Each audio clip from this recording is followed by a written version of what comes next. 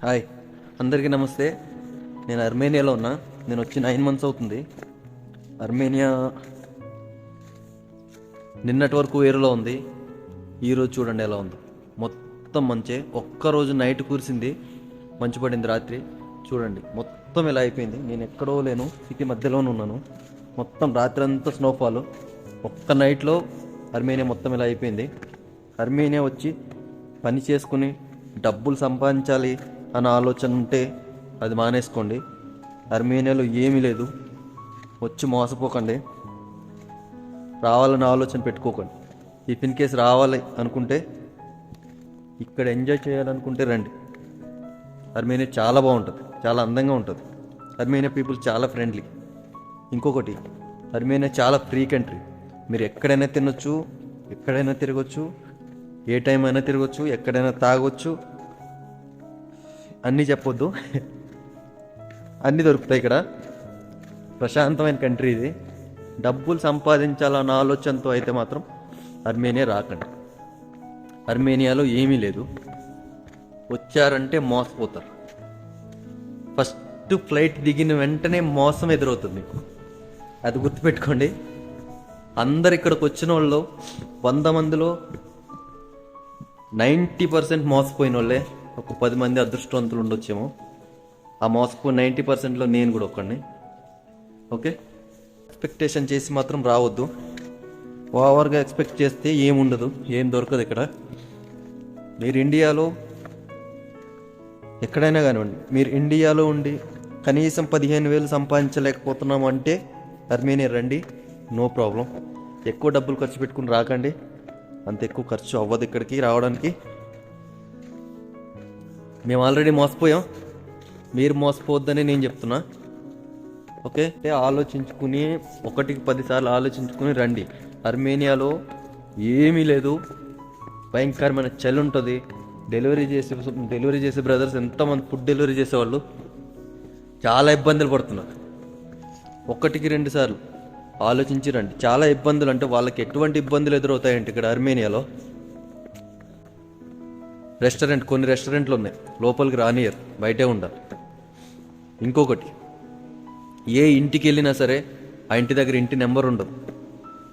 60% అయితే house numbers ఉండవు ఇక్కడ. ఇంటికి పేర్లు ఉండవు, రెస్టారెంట్లకు పేర్లు ఉండవు. రెస్టారెంట్ ఏ పేరో తెలియదు. అన్ని మ్యాప్లోనే చూసుకోవాలి. ఒక్క ఇంటికి కూడా ఇంటి నెంబర్ సరిగా ఉండదు. ప్రతి ఇంటికి మ్యాప్లో చూసుకుని ఫైండ్ అవుట్ చేసుకుని వెళ్ళాలి. అపార్ట్మెంట్లో పైన 1st floor, 2nd floor, 3rd floorకి వెళ్ళినా కూడా ఆ డోర్ నెంబర్ కూడా ఉండదు. కొన్ని చోట్ల డోర్ నెంబర్ లేకపోతే 4 డోర్లు ఉంటాయి చుట్టూ. ఏ డోర్ కొట్టాలో తెలియదు. ఎక్స్పీరియన్స్ చెప్తున్నా. నేను వచ్చి ఇక్కడ ఫుడ్ డెలివరీ కూడా చేశాను. ఇప్పుడు ట్యాక్సీ నడిపించుకుంటున్నా. ఓకే, నాకు నో ప్రాబ్లం. ట్యాక్సీ నడిపించుకోవడానికి వచ్చినా కూడా ఏముండదు. ఎక్కువ ఎక్స్పెక్ట్ చేసి రాకండి. ట్యాక్సీ నడిపే వాళ్ళకి కూడా పెద్దగా ఏం జీతాలు లేవు. 50,000 సంపాదించుకోగలుగుతాం, అంతకు మించి ఏం రాదు. రెంట్ ఎక్కువ, చాలా రెంట్ ఎక్కువ. కారు మీరు డబ్బులుండి కారు కొనుక్కోవడానికి డబ్బులుండి అర్మేనియా వస్తే సెటిల్ మీరు. నేను పక్కా చెప్తాను. ఎందుకంటే కార్ రెంటు 45,000 వరకు పే చేస్తున్నావు. నువ్వు కారు కొనుక్కున్నావు అనుకో, 45,000 ఫస్ట్ సేవ్ అయినట్టు.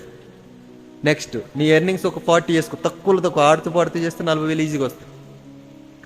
40,000 అంటే అది ఎవరికైనా 40,000 ఈజీగా వస్తాయి. అది పెద్ద విషయం కాదు. ఆ 40,000 సంపాదించుకుంటే 80,000. నాకు తెలిసి కారు ఇక్కడికి వచ్చి సొంత కారు కొనుక్కో, 1,00,000 సంపాదిస్తావు. 1,00,000 సంపాదిస్తావు. 1,00,000 రూపాయలు సంపాదించడం సొంత కారు ఉన్న వాళ్ళు ఈజీ. కానీ రెంట్కి తీసుకొని నడిపించుకోవాలనుకుంటే మాత్రం 40,000 ఎక్స్పెక్ట్ చేయండి, మించి చేయకండి. 40,000 అంటే నార్మల్. మీరు ఎక్కువ కష్టపడితే ఒక 60,000, 50,000, 60,000 చేయొచ్చు. చేయకూడదని నేను చేయలేమని అన్నట్లే చేయొచ్చు. బండి మీద చేసేటోళ్ళు కూడా.